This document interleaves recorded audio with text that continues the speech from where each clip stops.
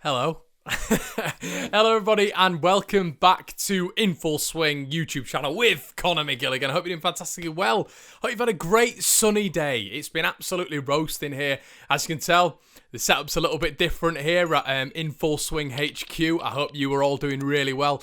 And yeah, I'm really excited with everything that's going on right now. And let's get into it. This is going to be a little bit of a different episode on your Sunday. You can sit down with your Yorkshire puddings, whatever you're having, and just click this video on. Just let it simmer in the background. And yeah, we're going to be talking about the 5 signings I think Leeds United need to make a good go of it in the Premier League. And I think we can do that with these 5 signings. I think at least 4 of them are going to be well equipped for the Premier League. So let's get into it. So guys, number 1 signing naturally for me is going to be Ben White, aka Leeds Maldini. Listen, what a player.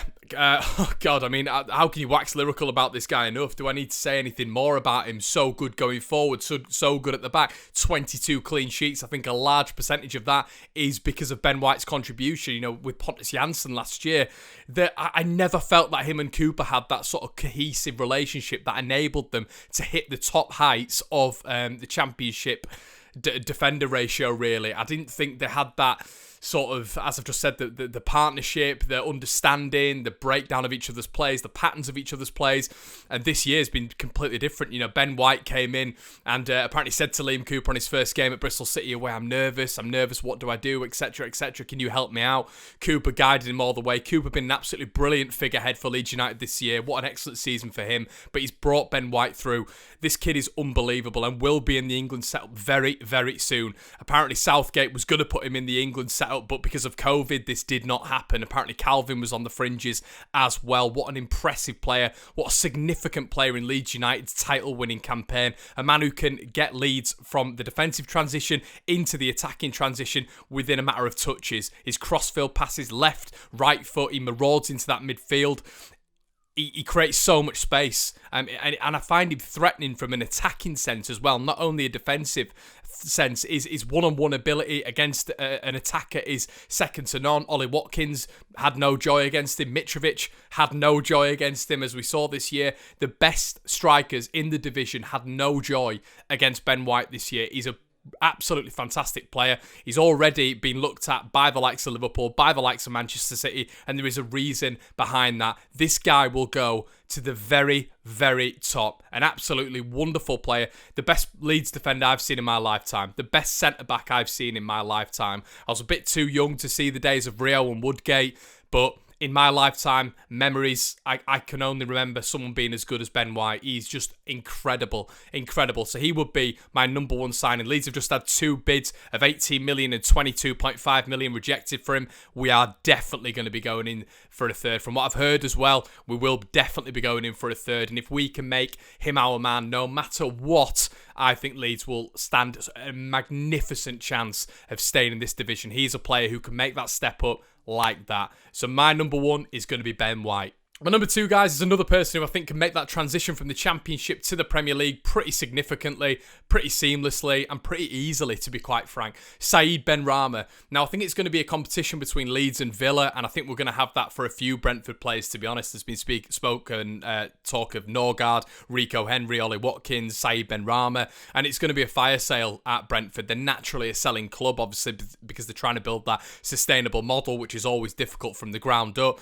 But I think someone like Benrahma would fit into this Leeds setup absolutely brilliantly. I think naturally he's got that on and off the ball work rate that you get in the Thomas Frank setup. It's very similar to what you get in the Nuno setup at Wolves, and very similar to what you get in the Chris Wilder setup at Sheffield United. And he's a magnificent player on and off the ball. As I said, his work rate for a midfielder, watch his work rate, is absolutely fantastic, and he loves being part of the team. Thomas Frank would allow nothing less than for him to absolutely work his socks off, and that's exactly what Bielsa would want in this Leeds United side, which is why I think the transition for players like Ollie Watkins, like a Rico Henry, like Norgard, like Benrahma would be less of a transition coming into a Leeds United side, because I think the sort of principles, the basic principles, the ethos, the values of each side are very, very similar. And I think that's why you've seen players move from club to club with those sort of similar ways of playing, make that transition very quickly. And I think, don't get me wrong, Ben Rama would suit us like a duck to water. And I think he's that little bit of magic. And I don't think we've replaced Samuel Saiz, in my opinion. I don't think we've ever replaced him. I think Ben Rama would eventually sort of replace him. And then you would have that sort of Pablo Hernandez, Ben Rama, Costa, Harrison, Bamford, whoever else going forward. And wow, what a cohesive unit that would be up front, and what a progressive unit it would be as well in terms of Leeds going from the Championship to the Premier League. And I think he'd be an absolutely wonderful addition to this Leeds United side. And with Ben White being my first choice and Said Ben Rama being my second choice, wouldn't that set a precedent for Leeds United going into this Premier League season? So number 2 would be Said Ben Rama. Number 3, guys, I think you all sort of know this one's going to come. Naturally, it is Ollie Watkins. Now, Ollie Watkins has been unbelievable this year. I think the partnership as well, if we could get Ben Rama and Watkins, unbelievable. As I said, I think it's going to be a battle between us and Villa for either of them. Villa obviously, putting the money up front. We're putting the money up front. We've already seen that with Ben White so far, that we have the money and we are putting the money where our mouth is, and we are willing to spend this window, but on the correct players. And I think that's perfect. 4 or 5 players. Maintain the continuity with this side, the continuity that got you to the Premier League, the continuity that has been there for such a long time, the continuity that has led Bielsa to glory, as well as Bielsa leading those players to glory. And I think we have to do that. I think the positive by getting a Ben Rama and a Watkins together is the fact that they've played together, and then they could sort of transition into this Leeds United side with the hard work, with the off-the-ball ethic, with the on-the-ball ethic they've had as well at Brentford. And I think that sort of, as I just mentioned, that change from Brentford to Leeds, it wouldn't be that different. I think Bielsa would demand a lot more, but I don't think the change would be as different, as I've said before, to getting an individual from the Confident as another example.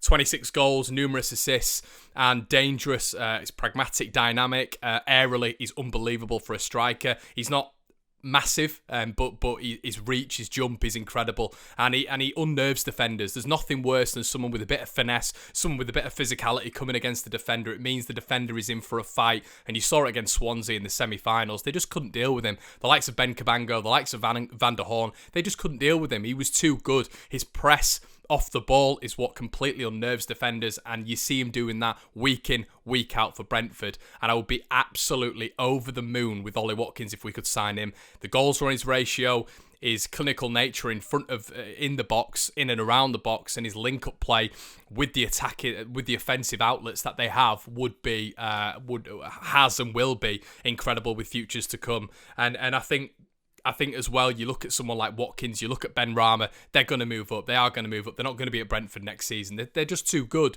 They're way too good for the Championship, and they've proven it now. They deserve that step up. So whoever that's going to be, I think are a lucky team, but I think it's going to be within sort of us. It's going to be us and Villa, I think, are going to go for that all the way there. I think that's just naturally going to be how it is, because we need players in those positions, and it's going to be very interesting, the battle between us two. But as I've said, I've just come on air now and seen Leeds putting 22.5 million in for a player, the most I've seen Leeds. But I mean, I remember days when Leeds were putting £1 million bids in for Luke Murphy, and that was our record signing. So I'm just so happy with the position we're in right now, and that will be my third signing. That will be Ollie Watkins. So I'd have Ben White so far, Ben Rama and Ollie Watkins, and I think with those three already, you've got players who can transition into the Premier League like that, and I would be absolutely ecstatic with those three. Guys, this is a bit of a weird one actually, because I'm being a complete hypocrite and being very contradictory, because on a tweet I put out months ago, when I first heard we were rumoured with this individual, I actually turned around and said, I don't think he's good enough. And the reason behind that was because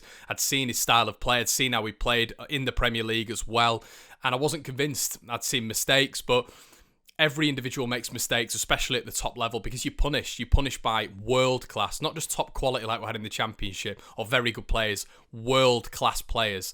And I saw that with this individual, and I didn't think he was the right fit for us. But as a second centre-half, replacing Berardi off the bench, I would have Juan Foyth. I think Juan Foyth, I've done a lot of research on the Rumour Mill. If you haven't checked out the Rumour Mill and you are a new subscriber, I stream every weekday, guys. weekday. Remember that, not weekends. I put different content out on weekends, but every weekday I stream the Rumour Mill and I compile content together. And what I try to do is basically update the Leeds fans on what's going on. But when I was compiling an episode of the Rumour Mill last week, I was doing a lot of research on the analysis of Van Foyth, and I was watching a lot of his game.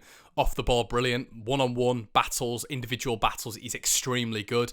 And I think he's played and he's got the experience at that top level. Pochettino absolutely loved him, brought him through. And, you know, you look at Mourinho, that transition with coaches. Mourinho's a completely different manager to Pochettino. And I think the Alderweireld Vertonghen was always going to be the sort of pairing that Mourinho chose. He likes the naturally big, strong, physical centre-halves. And you've seen that with Materazzi, you've seen that with Pepe, you've seen that with John Terry throughout Mourinho's tenure and successes, to be fair, in football. And I think Van Foyth doesn't fit that mould. But with Bielsa, with a Pochettino, I know he was taken out of the firing line by Pochettino, but he needed to be. He needed to be taken out the firing line, and he never really got that chance again with the performances of the two in front who got them to the Champions League final only last year. But Van Foyth under Bielsa, for me, would be a potential first-team player with years to come. I think he'd want to play under Bielsa. I think he said that he was flattered by the interest as well. So I think that is a very, very likely opportunity Leeds have got to cut that window off and get an individual like Van Foyth. And I think, you know, he is a good player, and I think with the right confidence in him, the right self-assurance given to him by the coaching staff that Bielsa has, working under a top-class coach like Bielsa, who we've seen for, especially with his time at Leeds, is all about improving the player, not spending too much money, but improving that player and working with the player. I think it would be perfect, and he would be my number 4 signing, Van Foyth. Number 5, guys, a little bit of a curveball here. It will be Aaron Ramsdale. Now, the keeper at Bournemouth is naturally going to be lower in value now. You've got the pandemic, and now you've got Bournemouth being relegated, obviously. For me, they're going to get picked off. You've got Brooks, you've got Wilson, you've got the other Wilson, you've got Josh King. You've got a lot of talented players there, and I think Ramsdale is one that will be picked off. I've seen Everton are looking at him as well. Plays the ball out from the back. He's naturally does that very, very well. He's confident as well. Very vocal, you know. I've heard him in a couple of games. I think it's when lockdown's been, post-lockdown. He's very vocal, and I like that. I like his assurance. Whether or not he'd be second fiddle to Meslier, I'm not 100% sure. But whenever he's been called upon by Bournemouth, I've really liked it when he's come in. He's had a couple of highlight reels on Match of the Day by Shearer and Keown and Wright. And he's very highly rated. Only a young lad. And yeah, you might turn around and think we need experience. But if we can get this kid for a snippet and he becomes a regular for Leeds United with years to come, I'd like to say that he could be the signing that I would go for. So he would probably make up my 5th signing. I think a keeper is a necessity, obviously, with the Kiko situation. The Capriel, I don't think Capriel is going to be featuring for Leeds. Maziak, I don't think he is either. Or Mizek, however you want to pronounce it. And I think getting another keeper is absolutely essential. I really like the look of Ramsdale, and I think he'd go for, as I said, cheap and cheerful. Why not go for it? And if you want to play second fiddle, fair enough. But I think he would also make the transition into that starting lineup very, very well. Can go long, has a massive kick, and can go short as well. So he would be my number 5th pick. And guys, a little bit of a bonus round as well. I'd also like Harry Wilson. You know, if we were to get another player, I don't know if it'd be on loan again with regards to sort of Liverpool. They keep seem to loan him out, and I don't think it's right for his progression. But I don't think you can just look at him for this season at Bournemouth. I mean, he's Bournemouth's second top scorer. You've got to take that into account. But I think naturally you look at him at Derby and how the manager properly believed in him, played him week in, week out. And I think you've got to have that belief that Bielsa will do it. Bielsa does like Wilson, Harry Wilson. We've seen that on so many articles. We've seen that on so many broadcasting sites. He likes Harry Wilson. So I think it would be foolish to just completely say Leeds wouldn't go in for him. I've seen a lot of outlets today. Apparently there's a £15 million tag being branched around for him. I think it just would be daft for fans to just write him off after 1 year at Bournemouth, where he's actually done all right. He's been in and out the squad, and his second top goal scorer. I think his performances at Derby, and I think once again him under Bielsa, the water to the turning water into wine as Bielsa does, loves working with young players, as I mentioned with Van Foyth there. And I think it'd be a really good sign. I think the cohesive nature of him up front as well. You know, you look at, let's say, if we brought in a Watkins or a Ben Rama or them both, and you've got Costa, Harrison, Bamford, whatever, flicking around that front line. I think it'd just work absolutely perfectly. He'd be sort of my bonus pick. So that's it, guys. I hope you like everything that's gone on in this video, everything that's new and all this sort of stuff. And yeah, the production value, I've tried to increase, spent a lot of money on it, but it's for a good cause, and it's what I wanted to do. And listen, I hope you guys are doing really, really well. The live streams will be back on Monday. If you haven't checked out my little show, the end of the show, How Will Leeds Stay Up? My episode with In Good Nick, the Sheffield United fan, to end the mini-series that I was doing with all the promoted teams from last year. Please go check that out. It was a really good insight. And the similarities between Leeds and Sheffield United, playing style, managerial-wise, how we are just as a team, are very similar. And this really helped me to sort of understand that with the chat with Nick. So please go check that out. That should be my previous video. It's Sunday today. I hope you have an incredible day. Make sure you like, comment, and subscribe, of course. And I'll see you in a bit.